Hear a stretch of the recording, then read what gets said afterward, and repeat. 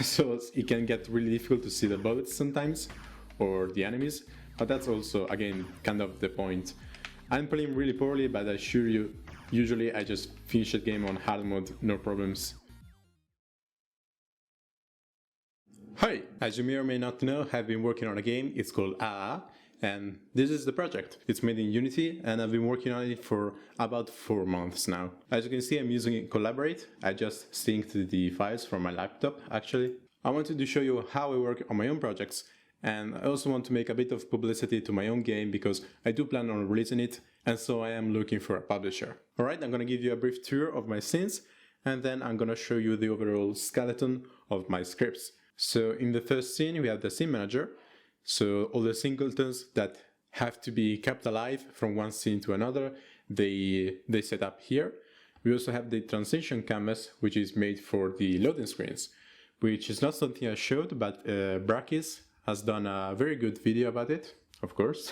So let's see. Oh, by the way, the game has some flashing lights, and the screen also moves a lot, so I added a warning screen. So let's play just to show you. So I get the message, after a while it just fades to black and it starts the actual main screen.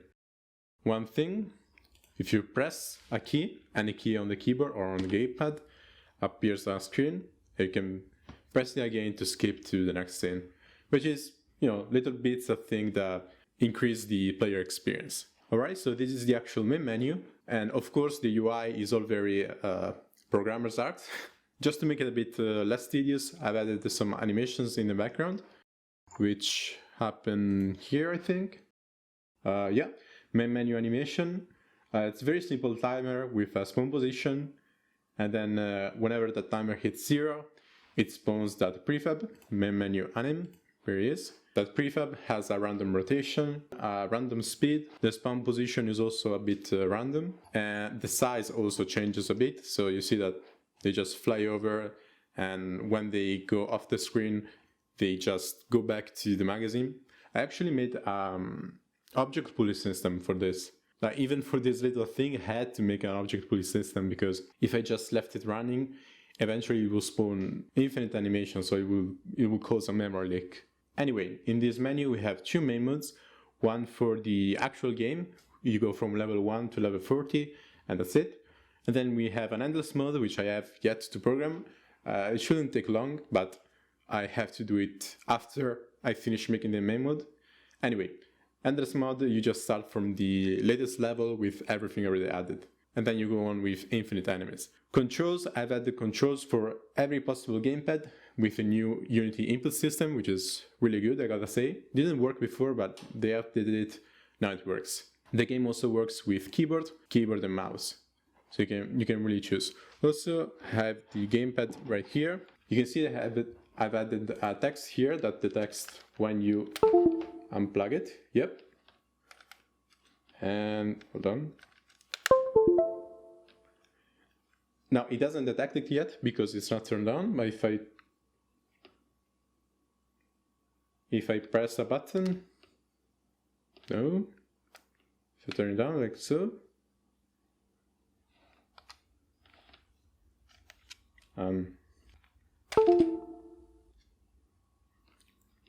Okay, so the game is not released yet. Hold on. What? Did it embed somehow? I have no... What?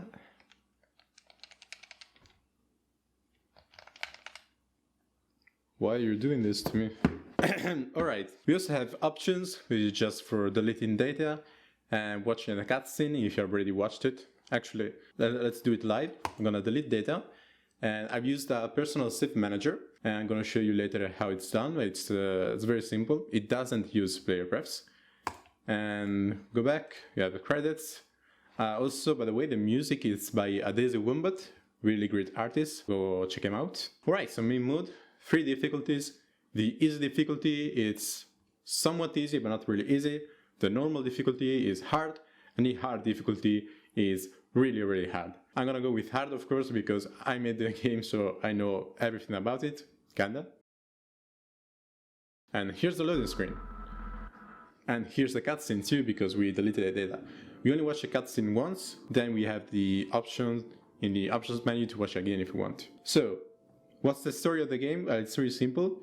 You are an alien, this guy right here on the left, the blue guy, and you are in an alien disco, and you fight this pretty looking girl, and you get the prompt to talk to her, to hit on her, and so you press right. But if you press right, nothing happens because the gamepad is not plugged in. Hold on. Alright, so now it works. Here we have found gamepad. And I can also, hold on. Yeah, I can move here. And if I unplug it, no gamepads detected. If I plug it in again, if I can find the, come on. And I turn it on. Here we go. I also get the Unity message here, joystick reconnected. Okay. So the problem was that if you start Unity and then you plug in your gamepad, sometimes Unity doesn't register it. Although in the build game it works fine. It's just a problem with the Unity editor. Not my fault. Anyway, we were watching the cutscene. You can see that now that I've deleted data, you don't have the option here. If we start the game on hard, I can also use the gamepad. Here's the cutscene. So, press right to hit on the princess at the alien disco bar. But if you press right, you actually shoot her and you kill her. And now all the blood is on you. Anyway, basically everyone is out to get you and they're really mad because you killed someone. And so you're really drunk, you're an alien and you're on a disco and everyone is out to get you. Press A to continue. The game kinda froze here because it was trying to load a lot of stuff. Now I'm gonna show you why. So on our level, we have a lot of stuff in this level scene, but mostly it's just entities. Let's go into ground parent, ground, here's the player, and here's the stuff for the object pooling, which is just a bunch of entities. I'll show you why I have to spawn all these entities in a moment. Back to starting cutscene, nothing really, just stuff for the animation, nothing fancy. Although the characters in the background are the actual characters that I use then in the actual game. And if we start with the scene manager though, I'm gonna go real quick. You can see that this time we get a transition. And this was kind of covering the loading time. Although it only works if we start the game the actual way, so starting with the scene manager, which is how the game starts naturally with the build game. Alright, and finally in the level have all the stuff that regards the lights and the effects here, and also the main camera. This is actually just the camera parent, it's just a game object with all the scripts that move the camera around. And then we have the actual main camera in here with nothing attached. And then inside the main camera we have the UI camera. That's we have the effects only affect the things that render on here in the main camera, while the UI doesn't render the special effects. But I can always choose which layers are affected by what, so it's really good. I also have a pixel camera using render textures, which is right here. Here, yeah. I'm using a pixel camera, but of course there is a script made by Unity to handle pixelated cameras, which I didn't know about until very recently, so I probably have to change this, but it works for now, so I'm not touching it because it took a long time to set it up. But basically it changes the final render. Right now it's set to 1080, which is the same as the native resolution, so it doesn't do anything. But if I change this texture to, whoops, not that. If I change this texture to one of those, it scales the resolution, it makes it all pixelated. And sometimes there's a special wave where this texture goes to 108, so it looks very pixely and weird. It's hard to see, but it's really cool. Originally I wanted to make the whole game like that, but it was too difficult. I mean, it was too confusing. Anyway, in the actual canvas, this I'm really proud of, it's literally empty. You can see that everything is turned off. The only thing that you see in the canvas right now is the stuff that's on the ground, but that's not really a canvas, that's a world canvas. So it's not actually UI, it's more like a text instead on the actual game world. and that one too goes off and it turns into the current level number. Yeah. The actual canvas, it only triggers when you press pause, when you finish the game, when a game appears for a little animation, and the boss health bar. That's it. I wanted to keep it as non-existing as possible, the UI. I really don't like UIs. And we also have a bit of word canvas for the player's health and the player's dodge fuel. You'll see later what it is. And then here we have all the game managers, other stuff, debugging, score manager, game manager is the main logic. The overall logic actually looks a lot like the YouTube runner. I mean, it's just how I work, really. We have a start game manager, which starts all the different scripts. Then we have a spawn manager with a timer and a place where to spawn stuff. And then we have a get mob manager, which actually looks through all the possible enemies and see which one is suited to spawn right now and gives it to the spawn manager. And pause manager is basically like YouTube runner, just pause and it brings up a panel. Level manager it looks at the current level and based on the current level it calculates how many enemies can spawn. Power up manager just spawns these different buttons with the power ups. Static functions is just a place for all the functions that I don't really know where to put in a single class, so just clamp them together there. Boss managers just spawns a boss, and then endgame manager brings on the game over panel. I'm not going into full detail here because it's a lot of stuff. Special waves manager, every so often a special waves appears with special conditions, and here's all of them. Environment, every so often the environment changes, so like the lights moving or changing color, the camera dancing around, stuff like that. Same thing but for bosses. Difficulty manager, it changes how much health enemies have, how much damage they deal. Magazine is for object pooling. I have an object pulley for enemies, one for bullets and one for particle effects. Audio manager is exactly like the one I made in YouTube Runner, plus the mixers. You see I have a mixer for, well, one is master, one is music, one is sound effects, and one is the voice. You're gonna hear sometimes an evil laugh, which by the way, all the sound effects I made myself, and all the voiceover I've also made it myself very quickly. It was just a test. I'm gonna redo them later with a better quality because I made them with the headphone microphone. I didn't put much effort into them. I changed the audio a lot through Audacity. It's an audio editing software. It's really good. What else? Input manager. Input manager checks every so often if you plugged in or didn't plug in a gamepad. Optimization manager. This is a very work in progress. You're gonna see that when you kill an enemy, instead of just disappearing, it just becomes transparent.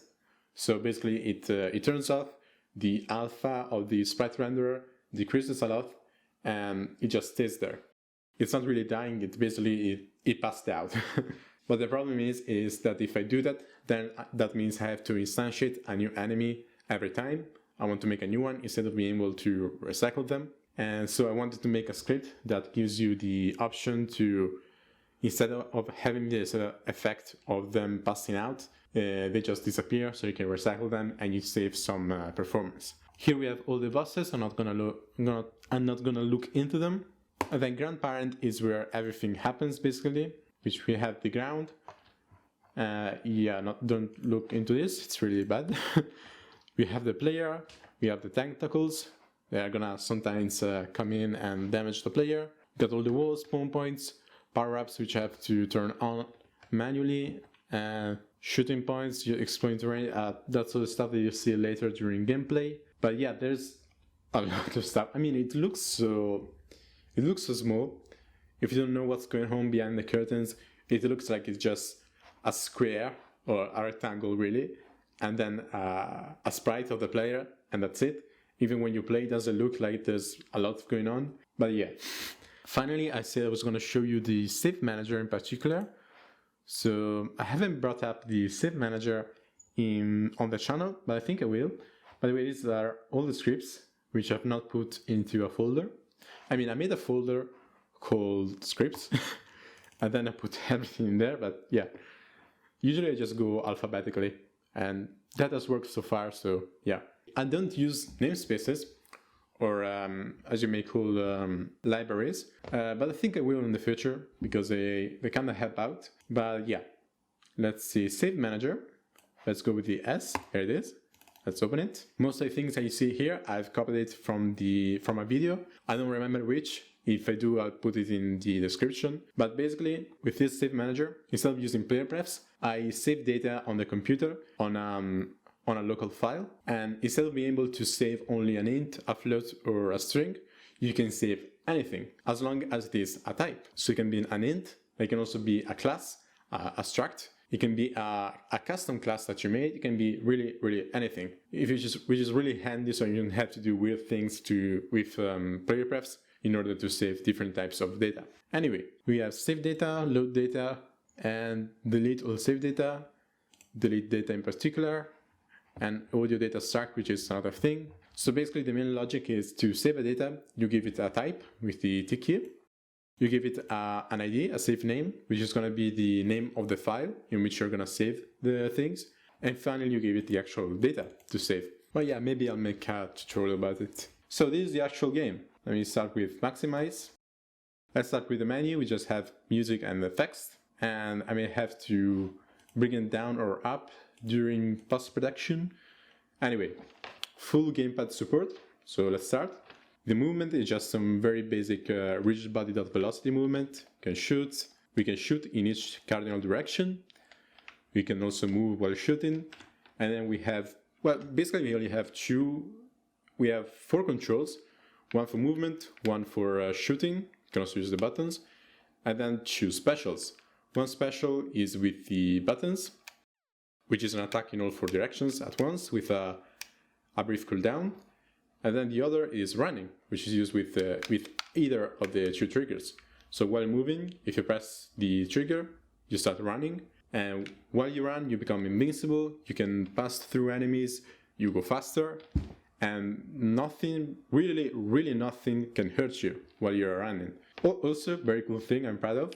If you unplug the controller, you can see that now it says press back to play. If you unplug it, press L to play. Huh? Alright, so let's start with the actual gameplay. So I'm gonna hit back. The game is a bit difficult, so I may not talk all the time. Anyway, first enemy, it's very simple, and I've already been hit. It's just an enemy that when you hit him, it spawns 3 other enemies of its own type. And based on the game's difficulty, it spawns either 1, 2, or 3. Let's go. Now, a new enemy is approached, and as you can see, it charges at us like a bull, and you can also hit other enemies. And it gets stunned when it hits a wall. The world is divided in 10 levels each. All levels that end with 3 or 6 unlock a new enemy, and all levels that end with 3 or 9, at the end of a level, they give you a power-up. In this case, you have to choose between Space Whiskey and Space Gene. The names are very in progress, of course. One makes you run longer, the other gives you less space cooldown. The space cooldown will be his attack, the special attack. I'm gonna go with run longer, because in the hard difficulty, it's very important to dodge all the time. You can see that now I have more fuel, and now that was a combo kill. I still don't have combo kills, but in the future, sometimes a random octopus tentacle will show up and deal a lot of damage and knock you back. And whoop! Alright. Also, I don't know if you've noticed, but every time you make a kill, combo meter fills up from 0 to 10. And the higher the combo meter, the more powerful the Carykh aberration is. If you look at either side of a screen, you see that it's all kind of fuzzy and duplicated, but if I get hit, it goes back to normal.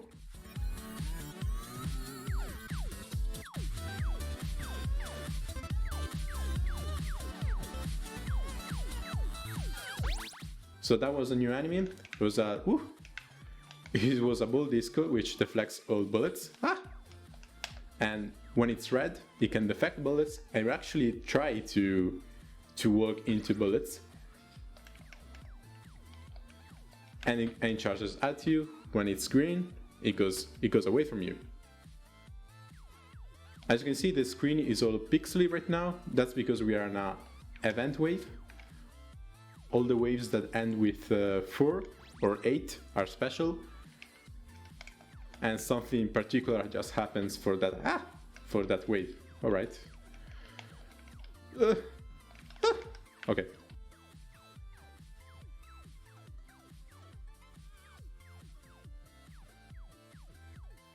I'm usually better than this. So level 9, another power up.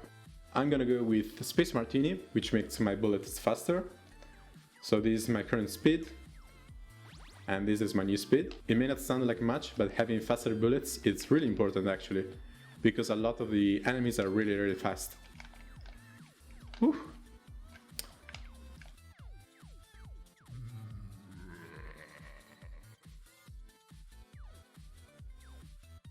Levels that end with 10, as you can see, have a boss. Whoa!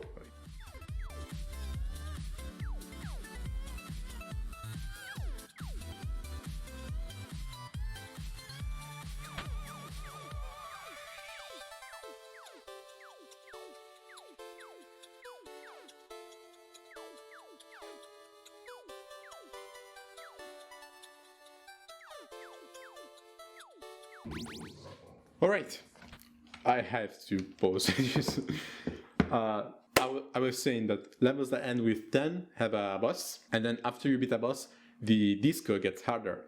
In this case, the walls are now electrified, so if you touch a wall now, you get damage. Only you though, not enemies.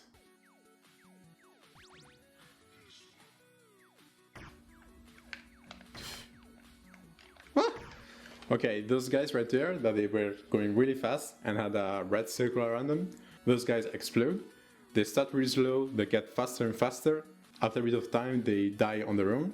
And when they die, they explode, they deal a lot of damage, and they knock you back. A lot of the enemies and the overall structure of the disco is made so that the enemies all kind of work together, but they also deal damage to themselves. So basically, it's more of a free-for-all rather than a you versus them. I wanted to give this very confused feeling of being drunk in a disco, not really knowing what's going on, and the enemies are going after you, but at the same time they're also just stumbling around. Anyway, there are only 3 power-ups in the game for now, but they do level up. So if we pick up Space Whiskey again, this time instead of increasing the overall dodge duration, we deal damage while running. With just 1 damage, and most enemies have 1, 2 or 3 health, depending on the difficulty. But the first enemy, the one with the blue amoeba that spawns 3 little guys, has only 1 health each. So getting this power up is really good against them. Ooh. So you see right now we are at the level that ends with 4, so it's a special wave. And in this case, the special wave is that there's only 1 type of enemy for the whole wave duration. Whew. Ah, damn it. By the way, if this evil smile that you see on the ground, it indicates how many enemies are left to spawn. The more it fills up with red, the less enemies are left. And oh Jesus, I am really dying. That's a new enemy. It kinda just goes around randomly. Whenever it hits something, it changes direction. After a while that you leave it alone though, it charges at you unexpectedly. It doesn't look like much when it's alone, but when there's a lot of them, it's really messy. Which is kinda just overall the theme of the game. Alright, I'm almost dead. So this special wave just spawns 2 enemies at once instead of 1, which is one of the hardest ones of these special waves. Alright, I wanna get at least to the boss 20. The game, as I said, has 40 levels, so 4 bosses. I'm just gonna show you up to level 25, I wanna say. Anyway.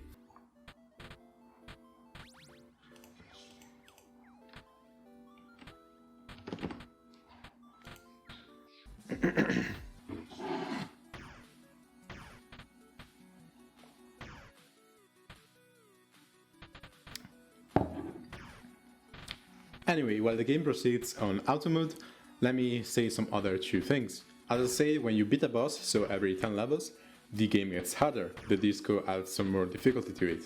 But also the levels that end with 5, so in this case we just hit level 15, they add some new aesthetic. In this case we have moving lights, while at level 5 we just had lights that change color randomly, and those effects they keep on going until the end of the game. The tentacles also get faster and they become 2 eventually. The spawn rate gets faster and faster. The amount of enemies that can spawn also increases. I also made a weighted system so that each enemy has a certain weight. So each level, instead of spawning 10 enemies, it spawns 10 units of weight. So easier enemies have 1 weight, medium enemies have 2, and so on. This way the amount of enemies and the type, it's random, but it's a bit fair at least. All the graphics that you see here, I didn't have to mention it, but of course I made them. I'm not too proud of them, but they give you the idea at least of what I want to show. Alright, so we're back to level 19. Now we have another power up. I'm just gonna go full on with the Space Martini. We're gonna get an extra bullet. It's gonna fire at a random direction though, and not in just the 4 cardinal directions, but also diagonally. Ah!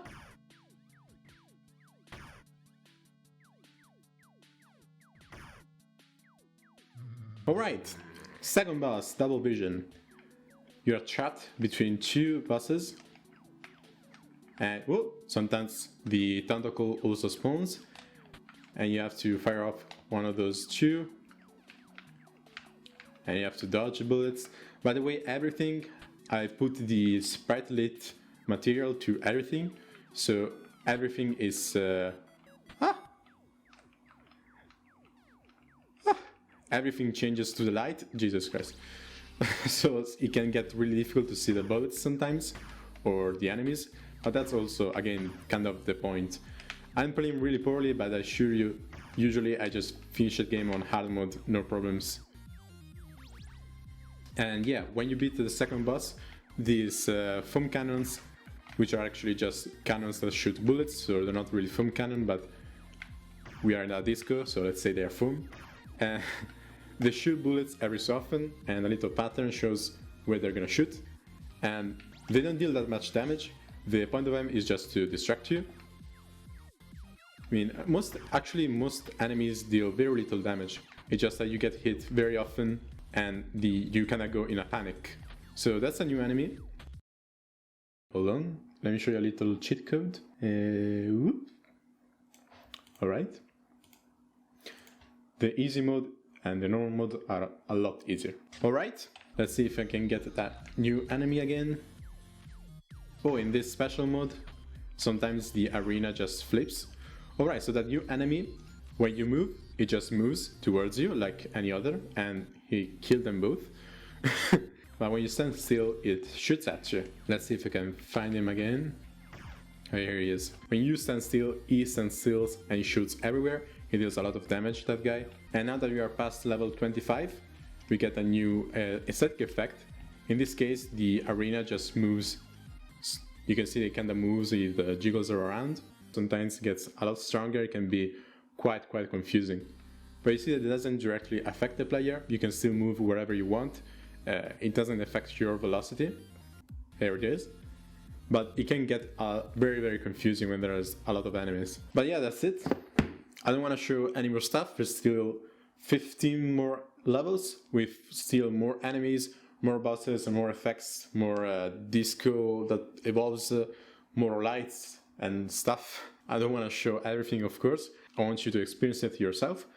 But yeah, I wanted to give you an update on the game because I really worked a lot on it, and I do want it to be out eventually. Ideally, I will publish it on PC and Nintendo Switch, but I'm not making a Steam page or a Nintendo Switch build until I get a publisher. I don't really know how that stuff works, but first I want to make a product that mostly... I don't know exactly how that stuff works. I don't know if you can just make a Steam page and then also get a publishing deal, or one cancels the other, have to do it through the publisher. I don't know. And yeah, that was fun. If you think the game is too hard, let me just say again, on easy mode it's a lot easier. Don't just think, oh, he made the game and he can beat it. I can beat it, I just can't talk and play it at the same time on the hardest difficulty. I'm also working with Mr. Hate, you can find him on Twitter, to get the new art out in the game. We're working on a very minimal design, but I think it looks pretty classy and pretty neat. You can follow both me and him on Twitter, all links in the description. So if you want to know when the game is out, you can either check Twitter or my YouTube channel. Alright, but that was it, I think, and I'll see you next time. See ya!